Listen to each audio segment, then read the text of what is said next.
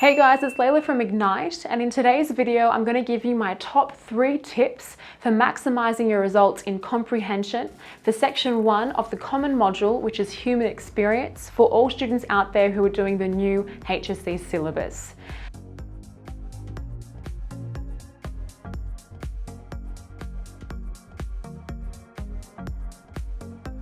My first bit of advice when you're approaching your writing style for comprehension is to make sure that you're being very concise in your writing style. If you're a student who notices when reading over their responses, there's a lot of commas and a lot of clauses in your sentences, that's something you should revise when you're thinking about comprehension. You want short, to the point sentences, and each of those sentences should be specifically relevant to the wording of the question.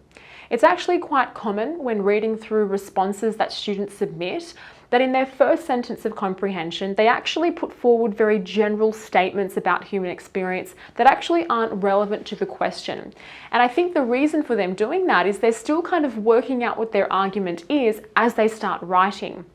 To avoid that and to make sure that you are directly answering the question, it's best for you to start thinking before you actually put pen to paper.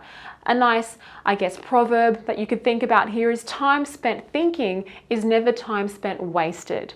So if you do look at the question and you're not exactly sure about what you want to say, stop, gather your thoughts, identify the key words in the question, and make sure that you're directly referencing them in your very first sentence. As an extension to being concise, you should also think about the marking allocation. And as a general rule of thumb, we like to say that the mark allocation indicates roughly how many sentences should be constituting your response, particularly when you've got the shorter responses. For example, if you've got a 2-mark question, no more than 2 sentences and 2 bits of evidence would be sufficient to get those 2 marks.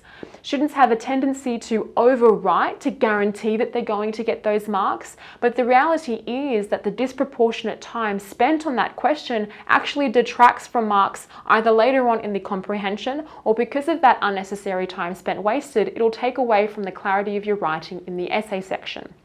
So look at that mark allocation. It's an indication of how much you should be writing, and it also feeds into the first point about being concise. Don't overwrite or write more than what is simply necessary to guarantee marks for that question. And my third bit of advice is to pay close attention to the wording of the question. And you'll only really have time to do this if in your reading time, before looking at the text, you do focus very closely on how the questions are framed and actively read through the texts accordingly to what you're looking for in them. So when you're looking at these questions and it is now your writing time, think about it. If you're asked to compare 2 texts framed in that topic sentence, my comparison here is with regards to the way human experience is framed or how human experience is explored, and that will be through the diverse forms or features that are being conveyed between the texts. So make sure that in your writing, you're number 1, being super concise, not elongated sentences, short and to the point, directly using the wording of the question in your topic sentence. And to do that, pay close attention to the mark allocation. Don't write more than what is necessary. It'll waste your time and it'll take away from marks that you could potentially get either later on in the comprehension section or in the essay section. And finally, look to the wording of the question. Let that wording guide you in how you approach your topic sentences and how you frame the rest of your response. Thanks guys, I hope you liked those 3 quick tips. Please do like and subscribe to our channel, and we'll have more videos coming your way. Thank you.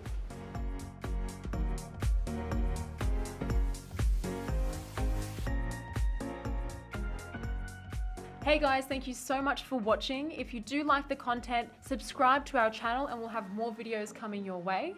That's right guys, thanks for watching, and please make sure you check out our online resource database. We've had a team of state rank achievers and heads of English put these together for you, covering everything from essay structures and examples all the way through to craft of writing and comprehension skills. So check them out at ignitehsc.com.au, and we look forward to seeing you in the next video.